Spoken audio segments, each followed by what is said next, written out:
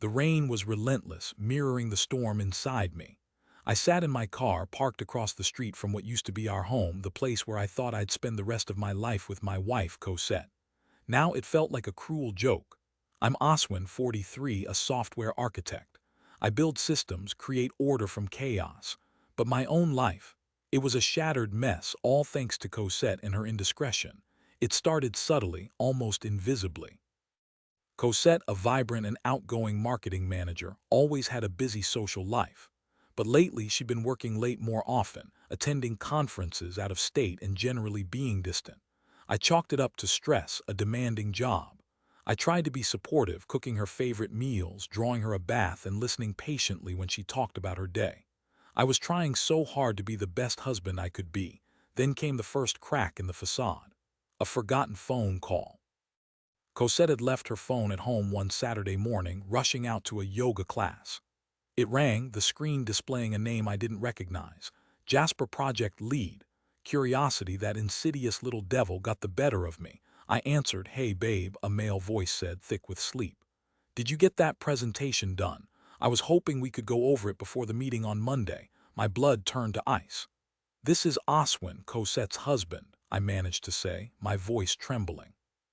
The line went dead. I confronted Cosette when she got home. She denied everything, of course.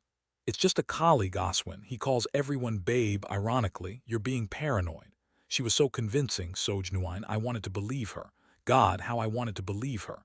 I pushed the incident to the back of my mind, labeling myself as insecure and overly suspicious. I was such a fool. But the unease lingered, a gnawing feeling that something was terribly wrong.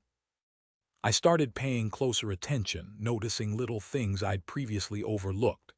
The way Cosette flinched when I touched her, the secretive glances at her phone, the hushed whispers when she thought I wasn't listening. I decided to do some digging. I'm a software architect, remember. Information is my domain. I started with her phone records. Nothing overtly suspicious, mostly calls and texts to known contacts. But then I noticed a pattern, a series of calls to a burner phone, always late at night, always when she thought I was asleep. I tracked the number. It led to a prepaid SIM card purchased at a gas station a few blocks from her office. It was Jasper, all right. Next, I hacked into her email account. I know it's a violation of privacy, but I was desperate. I needed to know the truth. What I found confirmed my worst fears and then some. A torrent of emails, filled with passionate declarations of love, explicit details of their rendezvous, and scathing criticisms of me. I was portrayed as boring, predictable, and sexually inadequate. They mocked my love for Cosette, my dedication to our marriage. They were laughing at me. I felt like I'd been sucker punched. The betrayal was so profound, so complete, it physically hurt. I spent the next few days in a daze, barely eating, barely sleeping. I replayed every moment of our marriage in my head, searching for signs I'd missed, clues I'd ignored. I was so blind, so trusting. I thought we were happy. I thought we were in love. I knew I couldn't stay in that house, not with her. I packed a bag and moved into a cheap motel on the outskirts of Seattle, the city where we built our life together. I needed time to think, to process, to figure out what to do next. I decided I wasn't going to let them get away with it. I wasn't going to be a victim. I was going to fight back, not with violence or anger, but with intelligence and strategy. I was going to expose them for what they were, liars, cheaters, and manipulators. My first target was Jasper. I dug into his background, his professional life, his personal life. It didn't take long to uncover a pattern of unethical behavior. He'd been skimming money from company projects, using offshore accounts to hide the funds. He was also married with 2 young children. His wife, I learned, was named Maeve, a kind and unassuming woman who worked as a teacher. She seemed completely oblivious to her husband's true nature. I debated whether to tell Maeve about the affair. On one hand, she deserved to know the truth. On the other hand, I didn't want to cause her any more pain. But then I realized that she was also a victim, just like me. She had a right to know who she was married to. I contacted Maeve and arranged to meet her for coffee. I laid it all out for her, showing her the emails, the phone records, the evidence of Jasper's infidelity and financial crimes. She was understandably devastated. She cried, she screamed, she raged. But eventually she calmed down and thanked me for telling her the truth. Together, Maeve and I decided to take action. She filed for divorce and contacted the authorities about Jasper's embezzlement.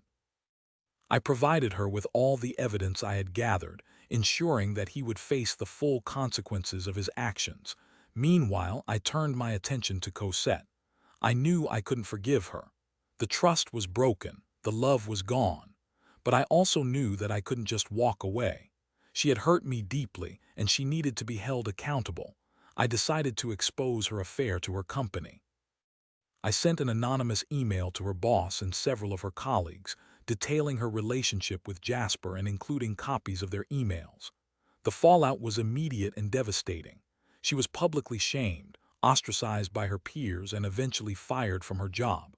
I watched from afar as her life crumbled around her. I didn't feel any satisfaction, only a deep sense of sadness.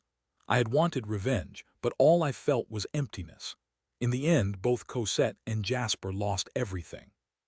He faced criminal charges and a ruined reputation. She was unemployed, alone, and abandoned by her friends. Their affair had destroyed not only my life, but their own as well. I moved out of Seattle and started a new life in Denver, Colorado. I focused on my career, my hobbies, and my friendships. I started seeing a therapist to deal with the emotional trauma of the betrayal. It took time, but eventually I started to heal. I learned a valuable lesson from this experience. That betrayal can be a catalyst for change. It can force you to reevaluate your life, your relationships, and your priorities. It can make you stronger, more resilient, and more compassionate. And sometimes it can lead you to a better place, even if you can't see it at the time. Sitting in my car, watching the rain fall, I realized that I was finally free. Free from the lies, the deceit, and the pain. I drove away from that house, leaving the past behind me and heading towards a future filled with hope and possibility. Cheating is a cruel act that shatters trust and leaves a trail of devastation. This story is a reminder that even in the face of profound betrayal, it's possible to find strength, resilience, and ultimately, a new beginning. Thank you for listening.